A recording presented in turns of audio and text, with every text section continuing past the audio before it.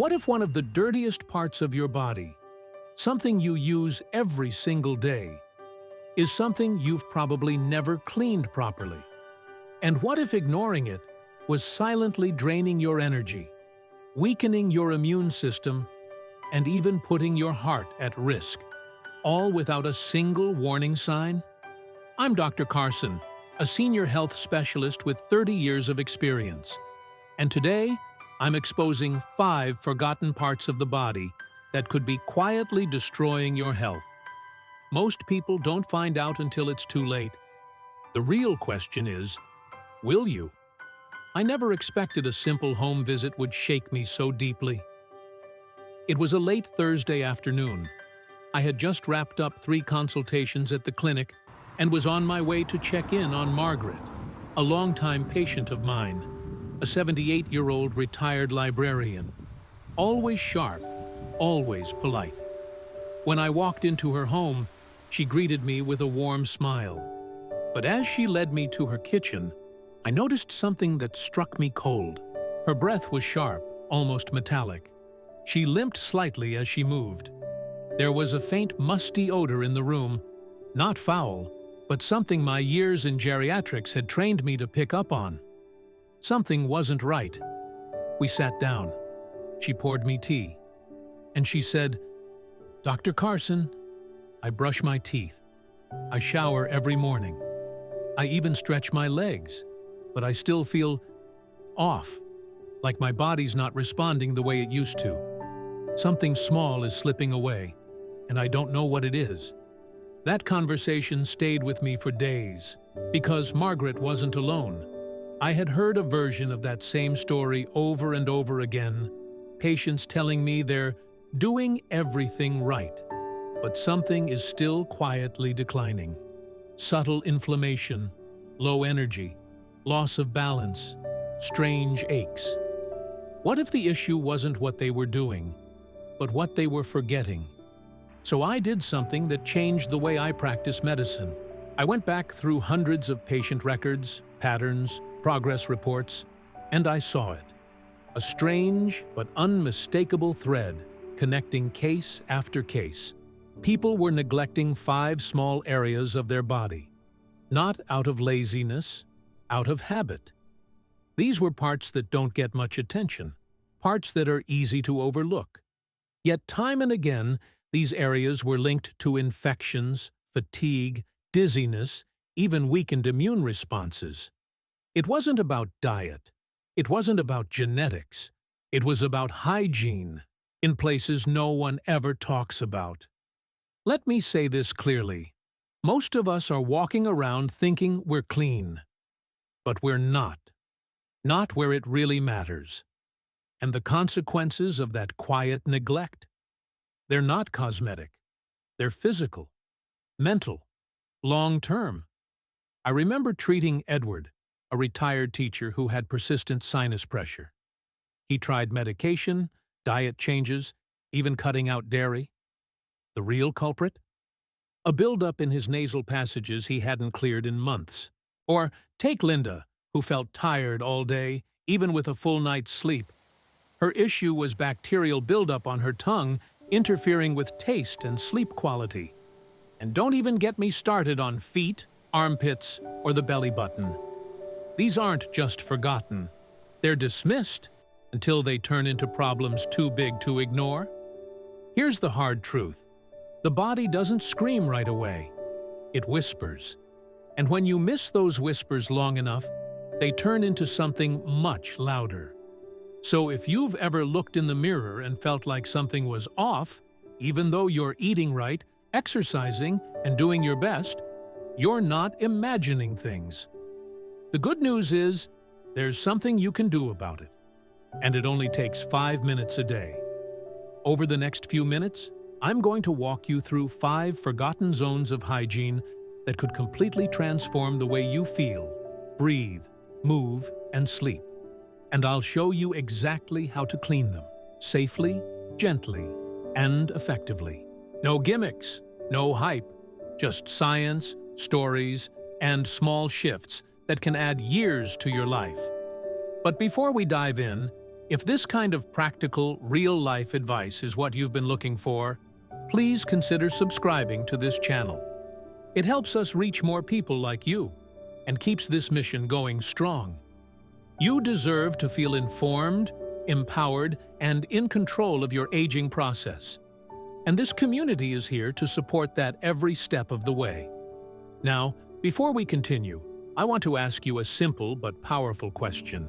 Let's see how many of us have really thought about this. Which of the following do you believe has the biggest impact on your overall health as you age? A. Eating the right foods. B. Cleaning the right parts of your body the right way. Comment your answer below with either A or B. Let's start a conversation that matters. Or if you've ever experienced that strange, hard-to-describe feeling of something's off, comment the number 1.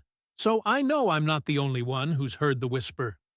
I'll never forget the day I examined Charles, a 74-year-old former engineer who had come in complaining of fatigue, poor taste, and what he described as a rotten breath that wouldn't quit, no matter how many mints he chewed. He sat across from me, shoulders slumped, not with physical pain, but frustration. "Doc," he said, "I brush my teeth twice a day. I floss. I even rinse with mouthwash. But my wife still flinches when I talk too close." As I examined him, I asked a simple question. "Charles, do you ever clean your tongue?" He looked puzzled, almost offended. "Clean my tongue? Isn't that what brushing your teeth does?" That moment, his reaction, the way his eyes narrowed as if I'd asked something absurd, was one I'd seen dozens of times before. It's a subtle blind spot in our hygiene routine. We grow up learning to brush our teeth, but no one talks about the tongue. It's right there, front and center, and yet most of us treat it like it doesn't exist. The truth is, your tongue is more than just a muscle that helps you taste or speak. It's a biological sponge. All day long, it collects bacteria, food debris, dead cells, and even toxins from what you eat, drink, and breathe. Over time, it forms a coating, a thin film that dulls taste, harbors pathogens, and releases sulfur compounds that contribute to chronic bad breath. And here's where it gets serious. That coating isn't just an inconvenience, it's a health threat. Numerous studies have linked poor tongue hygiene to systemic conditions, heart inflammation, respiratory infections, digestive issues. Why? Because the mouth is a gateway. Bacteria that live on your tongue don't just stay in your mouth, they travel. They get swallowed, inhaled, absorbed. They enter your bloodstream through tiny abrasions in the gums and tongue, and once inside, they do what bacteria do best: inflame, irritate, weaken. I once had a patient, Gloria, 68, who struggled with recurrent sinus infections and mild gastrointestinal flare-ups. For years, she was prescribed antibiotics, probiotics, elimination diets. But nothing seemed to work. Then, in a follow-up visit, I asked about her oral routine. It turned out she hadn't touched her tongue, ever. We added a simple tongue-scraping ritual to her mornings. Within 3 weeks, her sinus symptoms eased. Her digestion improved. She called me in disbelief. I never thought my tongue was the problem. That's the pattern I kept seeing. The moment patients began addressing tongue hygiene seriously, not as an afterthought, but as part of their daily self-care, their health shifted. They tasted food more vividly. Their spouses noticed fresher breath. Some even reported feeling more energized in the morning, less sluggish after meals. There's a physiological reason for this. Your tongue contains thousands of taste buds, each one connected to neural pathways that influence not just how you perceive flavor, but how your body prepares for digestion. When the tongue is coated in biofilm, those pathways are dulled. Your digestive system doesn't get the signals it needs to properly break down food. That leads to bloating, gas, nutrient loss, and in some cases, chronic fatigue. Clean the tongue, and suddenly the body starts operating more efficiently, more intelligently. What frustrates me is how simple the solution is. You don't need an expensive product. You don't need a special appointment. All it takes is 3 minutes a day. A tongue scraper, found in almost any pharmacy for under $10, or even your toothbrush, if used correctly, can make a tremendous difference. Every morning before you eat or drink anything, stand in front of the mirror. Stick out your tongue and gently scrape from the back to the front. Do it 3 or 4 times, rinsing the scraper between each pass. Don't force it. Don't gag. If you have a strong reflex, start at the middle and work your way back over time. Then rinse your mouth with water. At night, do it again, but with less intensity, since the mouth is more sensitive before bed. This routine, if done consistently, does more than improve breath. It changes how you experience food. It enhances oral health. It reduces bacterial load before it can spread. And for many older adults, it restores a small sense of control, of being in partnership with your body again, rather than feeling like it's slipping away from you. I had one patient, Eleanor, 76, who'd stopped enjoying meals. "Everything tastes like cardboard," she told me. Her dentist found nothing wrong. Her doctor checked her for zinc deficiency. Nothing.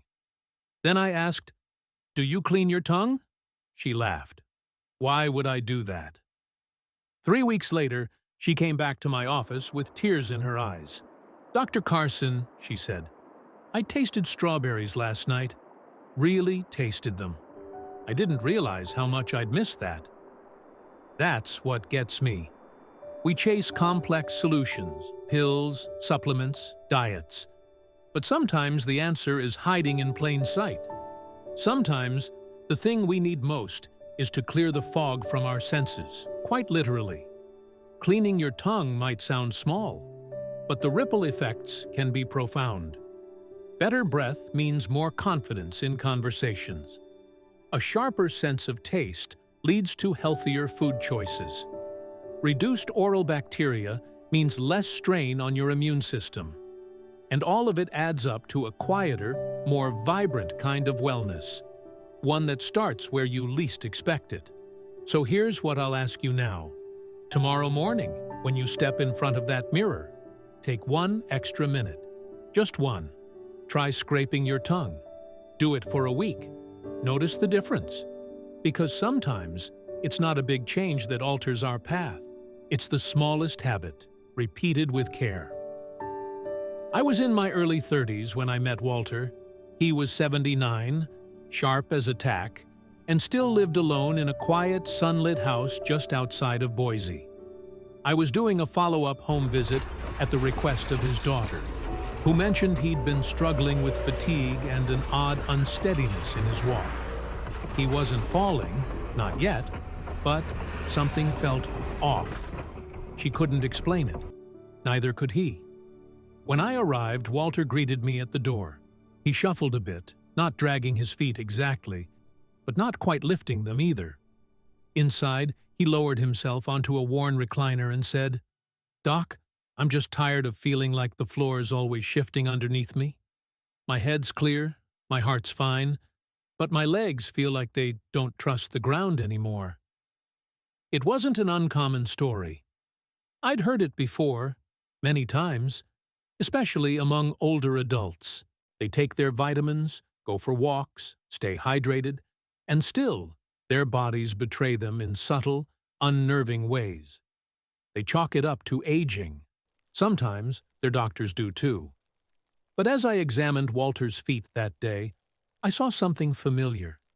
His heels were cracked. The skin between his toes was soft, almost moist. There was a faint, musty odor.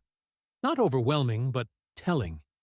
His toenails were thickened, slightly discolored. "Do you wash your feet every day?" I asked gently. He looked at me, surprised. "Well, I shower, of course. The water hits them." That right there was the problem. Not the answer, but the assumption underneath it. It's the same belief most people have, that standing in the shower and letting water rinse over your feet is enough. But it's not. Not by a long shot. I spent the next few minutes explaining something most of us were never taught. Your feet, especially as you age, require intentional care. They're not just appendages that carry us around. They're complex, high-functioning structures that contain a full quarter of the bones in your body. Each foot holds 26 bones, 33 joints, and more than 100 muscles, tendons, and ligaments. That's a lot of architecture to ignore. But more than that, your feet are frontline indicators. They're the first place poor circulation shows up. They're vulnerable to fungal growth because they spend most of their time in dark, enclosed environments. They're also critical to your sense of balance. And when they're not cared for, when the skin becomes dry or inflamed, when nerves are dulled by disuse or infection, everything above them begins to compensate. Hips, knees, even posture shifts, leading to a cascade of issues that seem unrelated but are deeply connected. Walter's story isn't unique. I've had patients who spent years trying to strengthen their core, improve their coordination, treat chronic back pain, all while ignoring the foundation beneath them. Once they started prioritizing foot hygiene, really prioritizing it, things began to change. Let me tell you about Teresa. She was 75, elegant and independent, but she'd developed a pattern of minor stumbles and wobbles that made her anxious about going out alone. Her doctors told her it was likely due to age-related proprioception loss, a term that basically means your sense of body positioning starts to fade. But again, no one asked about her feet. When she came to me, I looked. Her soles were covered in hardened calluses, the skin around her big toes inflamed, with a subtle shine of moisture between each digit. We implemented a daily ritual: warm water foot baths, gentle scrubbing with a soft cloth, drying between the toes like she was cleaning between delicate glass slats, and moisturizing only the tops and bottoms of her feet. No lotion between the toes. Too much moisture there can cause fungal buildup. Within a month, she wasn't just walking better. She was standing taller. She smiled more, moved with confidence. "I didn't think feet could make that much difference," she said. "But they can. They do." There's also a psychological shift that happens. When you care for your feet daily, you engage in a form of self-respect that radiates upward. It reminds you that you're still worth the effort, that you're still living in a body that deserves attention, not just from the neck up, but from the ground up. And don't let me forget the warning signs. Many people assume foot swelling, tingling, or slight discoloration is just old age. It's not. It could be early signs of circulatory issues, neuropathy, or diabetes-related complications. By taking 5 minutes to examine and care for your feet each morning, you give yourself a daily check-in, one that could catch something critical before it spirals into something serious. I now recommend foot hygiene to every patient over 60 as non-negotiable. It's not about vanity, it's about vitality. It's about keeping the body you live in strong and grounded. Because the truth is, balance isn't just a function of your brain or your inner ear. It's also a reflection of what you stand on and how well you've cared for it. So tomorrow, when you step into the shower, pause for an extra moment. Sit if you need to. Grab a soft cloth or sponge. Use warm, not hot, water. Clean between every toe like you're dusting fragile ornaments. When you're done, dry every space completely. Moisture left behind is like leaving dishes in the sink. Something unwanted will start to grow. Then apply a light layer of moisturizer on the soles and tops of your feet, and slip into clean socks or supportive shoes. Don't just rinse, care. Because a 5-minute ritual at the start of your day could be the very thing that keeps you moving freely for years to come. Walter eventually found his balance again. Not overnight, but over weeks of consistent care. The limp softened. The waver in his step faded. The floor stopped shifting beneath him because he began paying attention to the ground he stood on. A few years ago, I treated a woman named Janice. She was 72, a retired school principal with a sharp mind and a voice that could still silence a room. But lately, she told me, her body felt like it was slowly betraying her. She couldn't explain it exactly. "I'm not sick," she said, "but I'm not well either. I feel off, sluggish, heavy. And sometimes I get these little rashes under my arms or around my nose that just won't go away." I listened carefully. Her labs were normal, her vitals were steady. But something in her voice told me that the issue wasn't in what we traditionally test. It was in what we often overlook. So I asked her a question most doctors don't ask. "Janice, how do you clean your armpits?" She blinked, then laughed. "I use deodorant. I wash like anyone else. Why?" That moment was the start of a conversation I've had with hundreds of patients since. There are parts of the body that, for whatever reason, we assume are taking care of themselves. We think a quick swipe, a rinse, or a burst of scented spray is enough. But when we ignore them, truly ignore them, they begin to speak in quiet ways. Through discomfort, through fatigue, through immune disruptions that seem minor, until they're not. Take the underarms. What most people don't realize is that beneath the skin of your armpits lies a complex cluster of lymph nodes, tiny but mighty filters that help flush waste from your system. These nodes are part of your lymphatic system, a critical player in your body's immune defense. When the area is neglected, when sweat, dead skin, and deodorant residue build up over time, it doesn't just lead to odor. It slows the body's ability to clean itself from the inside out. Janice wasn't just battling occasional rashes. Her lymph system was struggling to do its job. Once she began cleansing her underarms with intention, warm water, circular motion, soft cloth, gentle unscented soap, those mysterious breakouts stopped.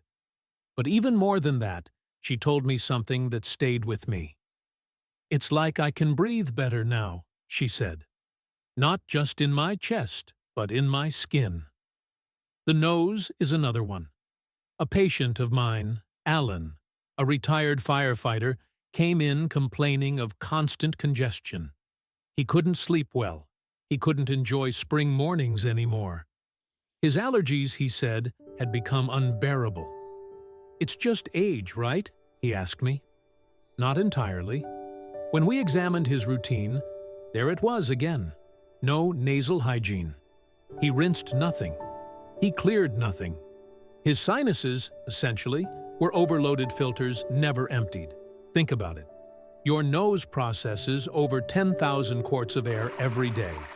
And with that air comes pollen, dust, mold, bacteria. It's like a vacuum bag that never gets changed.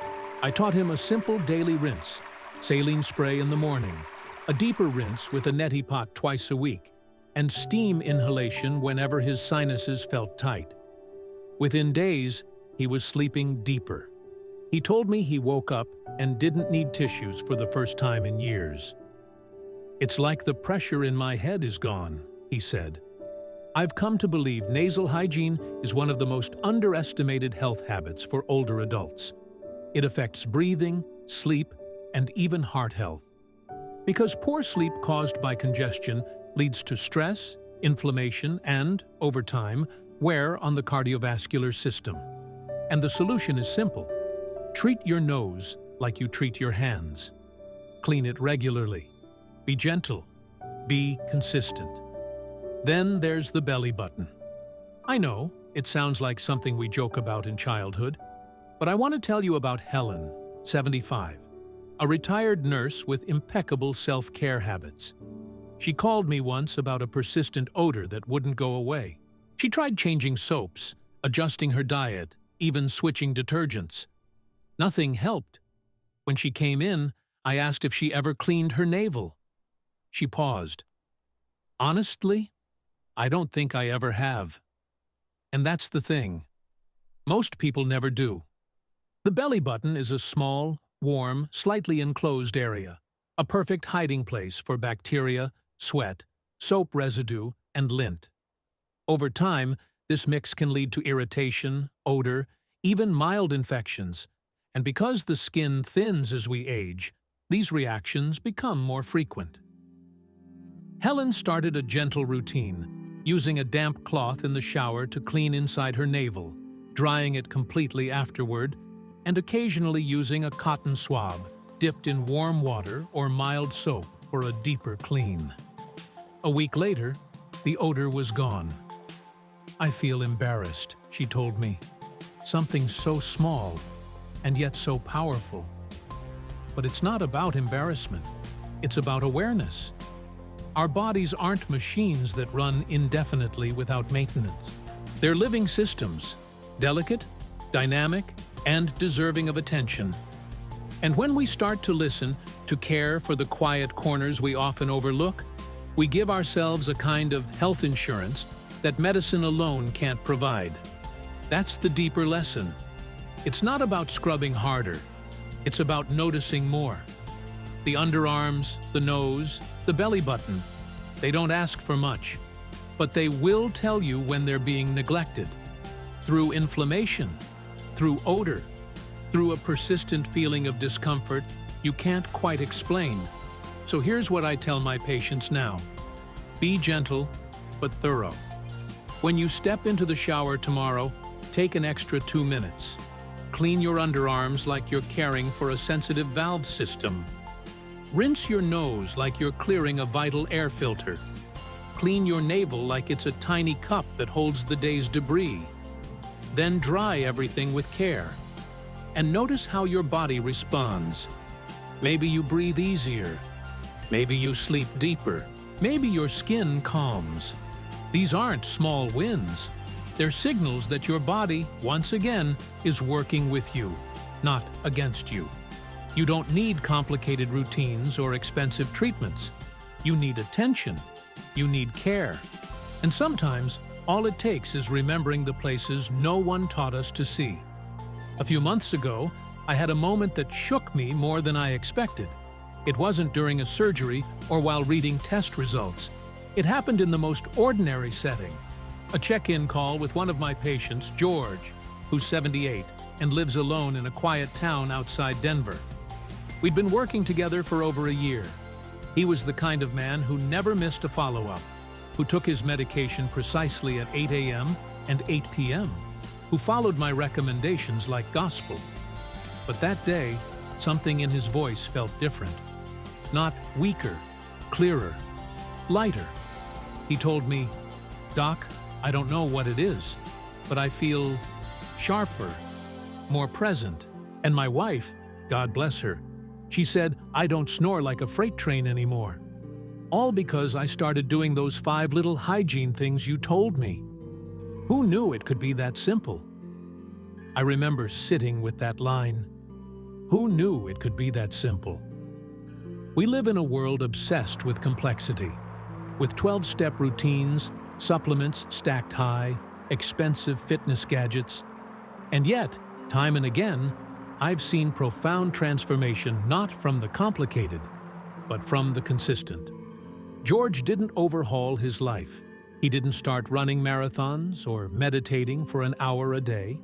He simply added 5 small acts of hygiene to his morning and night. And in doing so, he gave his body something it had been asking for all along: respect, attention, restoration. I've now shared this same 5-part hygiene protocol with hundreds of patients. And the results, while subtle at first, are undeniable. People breathe easier. They walk steadier. Their skin calms. Their digestion improves.